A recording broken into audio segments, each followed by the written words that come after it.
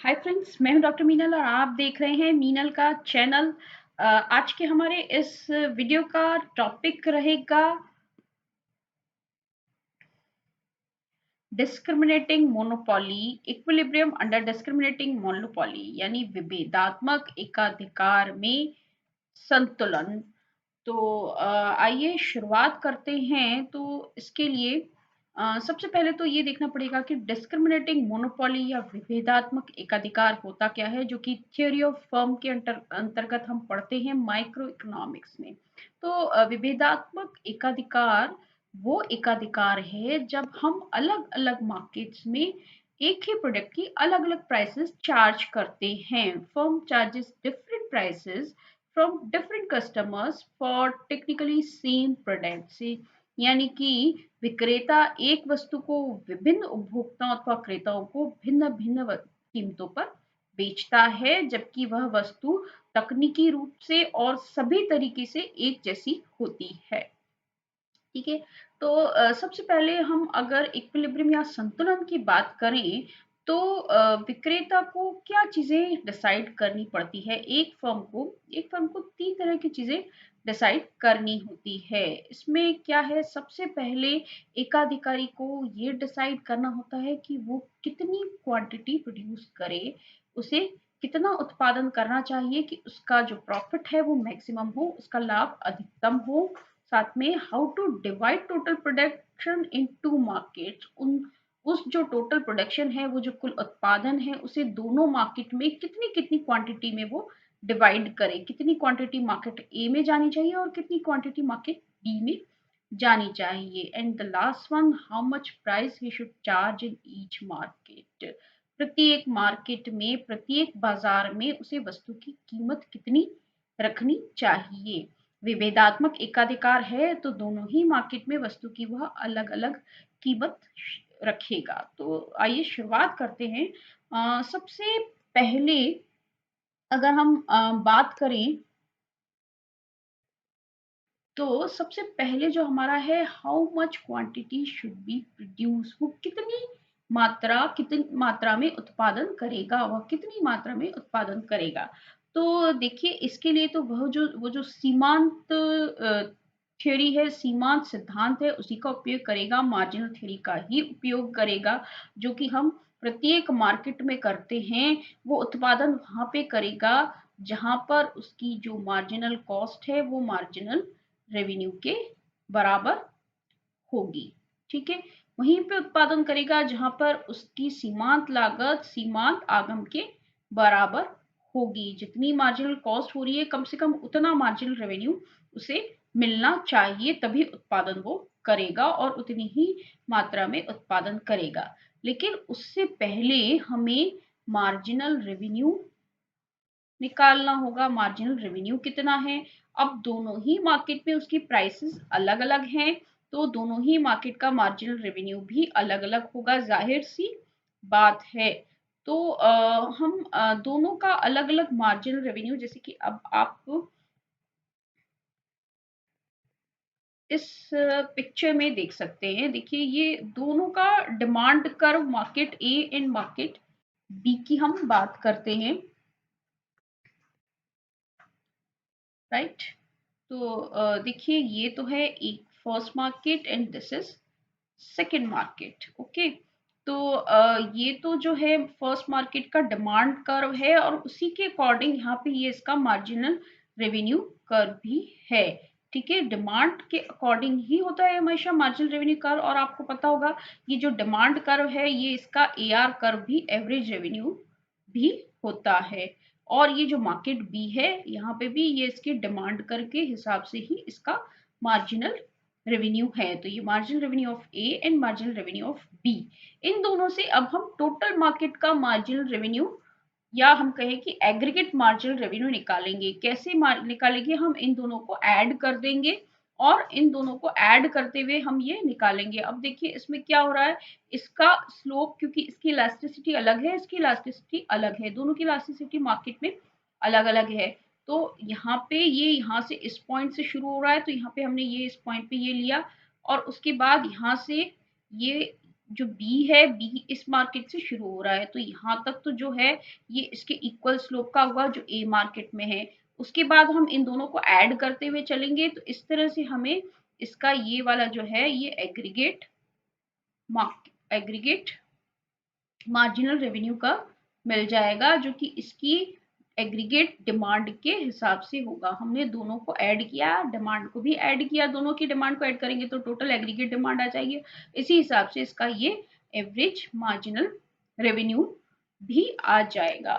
ठीक है, तो अगर इक्विलिब्रियम है तो इक्विलिब्रियम की फर्स्ट कंडीशन क्या है? फर्स्ट कंडीशन है कि मार्जिनल रेवेन्यू जो है मार्जिनल कॉस्ट के इक्वल होना चाहिए, जो कि हर एक बाजार में ये कंडीशन हम लेके चलते हैं कि कम से कम मार्जिनल कॉस्ट के बराबर तो मार्जिनल रेवेन्यू निकल मिलना ही चाहिए, चाहे वो हम एकाधिकार की बात करें या हम पूर्ण प्रतियोगिता की बात करें या हम द्वैताधिकार की बात करें। मतलब कोई भी अगर मार्केट है, चाहे परफेक्ट कंपटीशन है, चाहे मोनोपोली है, चाहे डिओपोली है, ये कंडीशन होती ही है। तो फर्स्ट कंडीशन तो हमारी ये ही रहेगी, राइट। अब नेक्स्ट है how to divide total production into markets. अब दोनों मार्केट्स में टोटल प्रोडक्शन को हम कैसे डिवाइड करेंगे? तो सबसे पहली जो हमारी कंडीशन है M R is equals to M सी।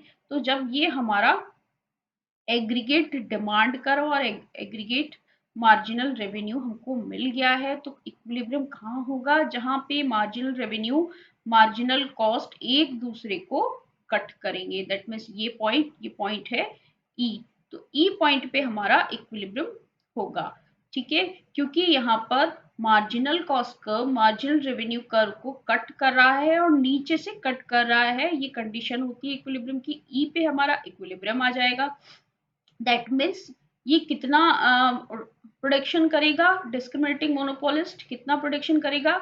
उसका टोटल जो प्रोडक्शन होगा वो ओ एम के इक्वल होगा। उसका टोटल प्रोडक्शन जो है ये ओ एम के इक्वल होगा। ठीक है, ये इसका टोटल प्रोडक्शन होगा, यानी कि Q जो है वो Q किसके बराबर होगा? Q is equals to O M. अब ये जो ओ एम है, क्वेश्चन हमारे पास अब ये रहेगा कि ये जो ओ एम है वो इस ओ एम प्रोडक्शन को दोनों मार्केट्स में किस हिसाब से डिवाइड करेगा। तो दोनों मार्केट्स में डिसाइड कितना वो डिवाइड करेगा, इसके लिए हमें दूसरी इक्विलिब्रियम की कंडीशन लगानी होगी, जो कि डिस्क्रिमिनेटिंग मोनोपोली में होती है। तो उसमें दूसरी कंडीशन जो है वो क्या रहेगी? वो ये रहेगी कि marginal revenue of market A is equals to marginal revenue of market B। ये कंडीशन इसलिए रहेगी क्योंकि देखिए अगर किसी भी मार्केट में सपोज मार्केट ए का मार्जिनल रेवेन्यू मार्केट बी के मार्जिनल रेवेन्यू से ज्यादा है, ठीक है, अगर ए का मार्जिनल रेवेन्यू बी के मार्जिनल रेवेन्यू से ज्यादा है, suppose marginal revenue of A is greater than marginal revenue of B, तो उस केस में क्या होगा कि फर्म जो है जहां पे ज्यादा रेवेन्यू मिल रहा है वहां पे अपना जो क्वांटिटी है वहां पे ज्यादा बेचना चाहेगी। तो यहाँ पे जब क्वांटिटी ज्यादा आ जाएगी यानी सप्लाई ज्यादा आ जाएगी, तो ऑब्वियसली डिमांड वापस रेवेन्यू कम हो जाएगा। और अगर उल्टा है, यहाँ पे जो मार्जिनल रेवेन्यू ऑफ बी है वो ज्यादा है मार्जिनल रेवेन्यू ऑफ ए से, तो क्या होगा? फर्म ए से उत्पादन की मात्रा निकाल कर मार्केट बी में बेचना शुरू कर देगी। तो फिर इक्विलिब्रियम के लिए क्या जरूरी है कि मार्जिनल रेवेन्यू ए मार्केट का जो है वो मार्जिनल रेवेन्यू बी मार्केट के बराबर होना चाहिए। साथ में अब ये दोनों तो बराबर हैं, साथ में ये मार्जिनल कॉस्ट के बराबर भी होना चाहिए, जो कि हमारी इनिशियल कंडीशन है, राइट। तो इसका मतलब क्या हुआ? हमारे इक्विलिब्रियम की डिस्क्रिमिनेटिंग मोनोपोली में इक्विलिब्रियम की दो कंडीशन होगी। फर्स्ट क्या है? First marginal revenue should be equals to marginal cost. Second condition होगी हमारी marginal revenue of A should be equals to marginal revenue of B and should be equals to marginal revenue of C. सीमांत आगम एक ए market का, सीमांत आगम B market का और सीमांत लागत ये तीनों ही बराबर होने चाहिए इक्विलिब्रियम के लिए। अब देखिए इस फिगर में हम देखते हैं कि यहाँ पे तो हमने इक्विलिब्रियम पॉइंट डिसाइड कर लिया। ओ एम जो है हमारा टोटल प्रोडक्शन है। अब हमारी क्या कंडीशन है, M R of A is equals to M R of B and this both these both are should be equals to marginal cost। तो ये ऐसा कहाँ पे होगा, देखिए ये जो मार्जिनल कॉस्ट यहाँ पे कट कर रही है, यहाँ से हम एक सीधी लाइन ड्रॉ कर लेंगे। ठीक है, तो यहाँ पे ये जो है मार्केट बी में E2 पॉइंट पर और मार्केट ए में E1 पॉइंट पे कट करेगी। ओके, तो यहाँ पे जो है इस पॉइंट पे ये दोनों जो पॉइंट है ये एक तो MC के बराबर हैं और दोनों पॉइंट पे दोनों मार्केट्स का MR भी बराबर है। तो यहाँ पे ये जो हम सीधी लाइन खींचेंगे यहाँ पे ये तीनों बराबर होंगे। देखिए यहाँ पे मार्केट ए में जो MR है वो कितना है, इसमें M1 E1 है। मार्केट बी में MR कितना है, M2 E2 है और ये दोनों इक्वल है। आप देख सकते हैं ये लाइन, ये है MR मार्केट ए का, ये है MR मार्केट बी का, जो कि दोनों ही इक्वल हैं। यानी कि E1 M1 is equals to E2 M2। ठीक है, दैट मीन्स ये इक्विलिब्रियम होगा।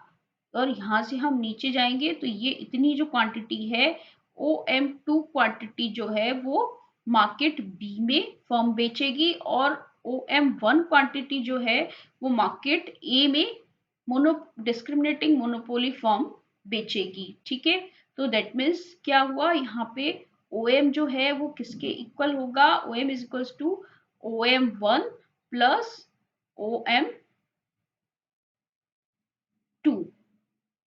ठीक है, ये जो टोटल OM है वो इस रेशियो में दोनों मार्केट्स में डिवाइड हो जाएगा, OM1 मार्केट ए में, OM2 मार्केट 2 में। ठीक है, अब उसके बाद थर्ड क्वेश्चन हमारा क्या था, थर्ड क्वेश्चन ये था कि प्राइसेस कैसे डिसाइड होंगी।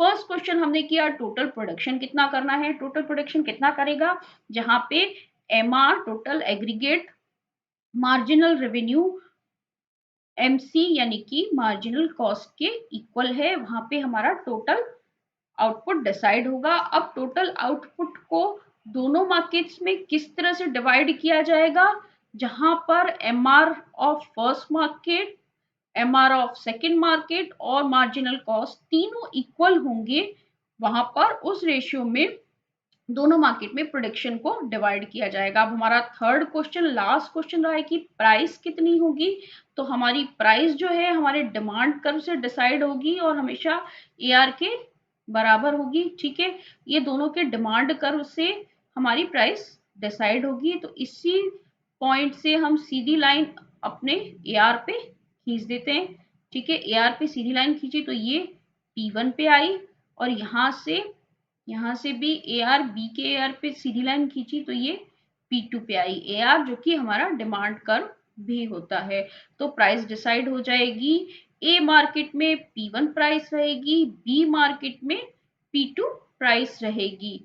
ठीक है, यानी कि A1 मार्केट में प्राइस ज्यादा है और A2 मार्केट में और दूसरे मार्केट में प्राइस कम है। A मार्केट में प्राइस ज्यादा है, B मार्केट में प्राइस कम है। इसका क्या मतलब है, ऐसा क्यों है, तो देखिए सीधी सी एक कंडीशन होती है कि जहां पर इलास्टिसिटी ज्यादा है वहां पर प्राइस कम होगी। यानी कि यहाँ पर इलास्टिसिटी इलास्टिसिटी ऑफ डिमांड की बात कर रही हूँ, तो elasticity of demand B market में ज्यादा है ए मार्केट से, इसलिए बी मार्केट में प्राइसेस कम है। राइट, तो यहाँ पे जब आप अगर मेरा वीडियो देखेंगे, मैंने डिस्क्रिमिनेटिंग मोनोपोली के न्यूमेरिकल्स को कैसे सॉल्व करना है इस पे भी एक वीडियो बनाया जिसका लिंक मैं डिस्क्रिप्शन बॉक्स में दूंगी। तो वहां पे भी मैंने पूरा क्वेश्चन करने के बाद लास्ट में ये चेकलिस्ट डाली है कि आप उसकी इलास्टिसिटी को देख लीजिए। जहां पर प्राइस ज्यादा है वहां उस जिस मार्केट की प्राइस ज्यादा है उस मार्केट में इलास्टिसिटी कम होनी चाहिए। राइट, और दूसरा क्या है, दूसरी चेकलिस्ट हमारी क्या है, जो टोटल प्रोडक्शन है, यानी जिसे हम कहूँ क्यू, क्यू क्या है, वो quantity in A market plus quantity in B market के इक्वल होना चाहिए, राइट। तो ये था हमारा इक्विलिब्रियम अंडर डिस्क्रिमिनेटिंग मोनोपोली। इसके अंदर एक और केस भी होता है जब हम डिस्क्रिमिनेटिंग मोनोपोली की बात करें, जिसे हम कहेंगे कि डंपिंग। डंपिंग केस होता है equilibrium under price discrimination in the dumping case. Dumping को हम हिंदी में बोलते हैं राशि पातन। ओके, राशि पातन। अब ये डंपिंग क्या होता है? डंपिंग मतलब अगर हम किसी चीज को अपने डोमेस्टिक मार्केट में ज्यादा कीमत पर बेचते हैं लेकिन इंटरनेशनल मार्केट में कम कीमत पर बेचते हैं तो उसे हम डंपिंग कहते हैं। ऐसा इसलिए होता है क्योंकि फर्म जो है इंटरनेशनल मार्केट में परफेक्ट कंपटीशन का सामना कर रही होती है, जबकि डोमेस्टिक मार्केट में उसका एकाधिकार होता है, तो उसे हम डंपिंग कहते हैं। डंपिंग में इंटरनेशनल मार्केट में प्राइसेस कम होती है पूर्ण प्रतियोगिता के कारण। तो उसके अंदर हमारा इक्विलिब्रियम कैसे होगा? तो देखिए इस फिगर से हम समझेंगे यहाँ पे ये जो है ये वर्ल्ड का या जिसे कहेंगे इंटरनेशनल मार्केट का A R M R curve है। ये हॉरिजॉन्टल सीधी लाइन है क्योंकि वर्ल्ड के मार्केट में परफेक्ट कंपटीशन है और परफेक्ट कंपटीशन का A R M R curve एक दूसरे से जुड़ा होता है, एक दूसरे के ऊपर होता है, एक हॉरिजॉन्टल सीधी लाइन होती है। प्राइसेस पहले से डिसाइड है क्योंकि परफेक्ट कंपटीशन में जो प्रोड्यूसर है वो प्राइस टेकर होता है, प्राइस मेकर नहीं होता। तो डिमांड एंड सप्लाई की पावर से प्राइस पहले से डिसाइडेड रहती है। उसके बाद अगर हम घरेलू मार्केट की या अपने इन हाउस मार्केट की बात करें तो उसका A R M R curve यहाँ पे दे रखा है, जो कि ए आर कर्व यानी जिसे हम डिमांड कर्व भी कहेंगे, उस डिमांड कर्व के हिसाब से हमारा एम आर कर्व भी दे रखा है, जो कि डाउनवर्ड स्लोपिंग है, जो कि हर एकाधिकारी का इसी तरह का होता है, राइट। अब यहाँ पे अगर हम उसी तरीके से इक्विलिब्रियम की बात करें तो सबसे पहला हमारा क्वेश्चन वही है कि कितना प्रोडक्शन होना चाहिए, क्यों कितना होना चाहिए। तो यहाँ पे भी हम वही कंडीशन लगाएंगे। क्या कंडीशन है? M R is equals to M C. तो उसके पहले देखिए मार्जिनल कॉस्ट तो फर्म का जो है वो दे रखा है हमें, वो तो एक जैसा ही होगा दोनों मार्केट के लिए। मार्जिनल कॉस्ट कर्व ये एमसी गिवन है। अब अगर एमआर की बात करें तो ये इसका जो एमआर कर्व है वो एमआर कर्व क्या होगा? मतलब एकाधिकार का और जो पूर्ण प्रतियोगिता यानी जो वर्ल्ड का है और जो domestic A R M R है उसको हम ऐड करेंगे तो टोटल एम आर आ जाएगा, जिसे कहेंगे एग्रीगेट एम आर आ जाएगा। तो ये क्या होगा? बी एफ ई टी, ये इसका एम आर होगा, यानी कि ये वाला, ये ये जो मैं रेड लाइन से कर रही हूँ ये total aggregate revenue marginal revenue curve होगा। तो अब जहाँ पे M R equals to M C है वो पॉइंट कहाँ है? मतलब कि जहाँ पे ये इसको नीचे से कट कर रहा है तो वो पॉइंट ये ई पॉइंट जो है यहाँ पे इक्विलिब्रियम होगा और टोटल आउटपुट डिसाइड होगा, जो कि कितना है? O M, Q equals to O M होगा। अब ये या that means total production for profit maximisation. जो मोनोपोली फर्म है, डिस्क्रिमिनेटिंग मोनोपोली फर्म है, वो कितना टोटल प्रोडक्शन करेगी? वो टोटल प्रोडक्शन करेगी ओ एम।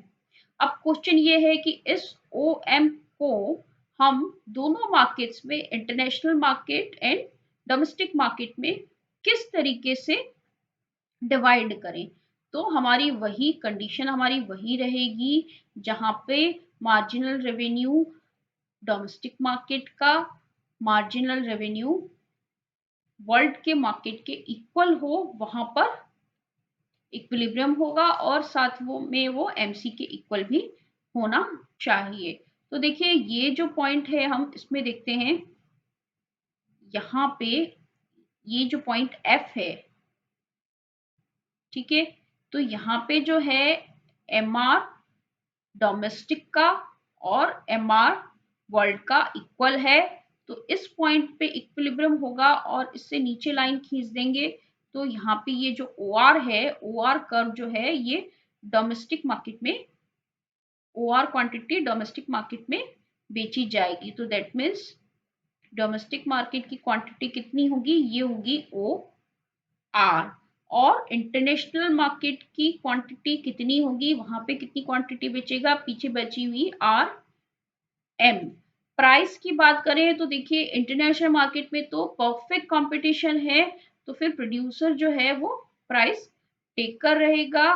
तो वहां पे जो PW है, वर्ल्ड में PW, ये PW के बराबर OPW के बराबर होगी, जो कि पहले से मार्केट में डिसाइडेड है। और अगर मैं डोमेस्टिक मार्केट की बात करूं तो जहां पे ये इक्विलिब्रियम है F, वहां से ऊपर इसके डिमांड कर्व पे हम सीधी लाइन खींचेंगे और इसको यहाँ पे वाई एक्सिस पे मिला देंगे, तो ये जो है हमारी डोमेस्टिक मार्केट की प्राइस डिसाइड हो जाएगी। Price in domestic market is equals to OPH। तो अब आप आसानी से देख सकते हैं, क्योंकि वर्ल्ड में परफेक्ट कंपटीशन है, तो वहां की जो प्राइस है, वर्ल्ड की प्राइस जो है वो डोमेस्टिक प्राइस से कम है। तो यहाँ यानी कि यहाँ पे क्या हो रहा है, डंपिंग हो रही है, राशिपातन हो रहा है। वर्ल्ड में हम कम कीमत पर बेच रहे हैं और डोमेस्टिक मार्केट में ज्यादा प्राइस पे बेचा जा रहा है। उम्मीद है आपको ये वीडियो अच्छा लगा होगा, और आप इसी तरह से इसी तरह के इकोनॉमिक्स के वीडियोस देखना चाहते हैं तो मेरे चैनल को जरूर सब्सक्राइब करें। Thank you.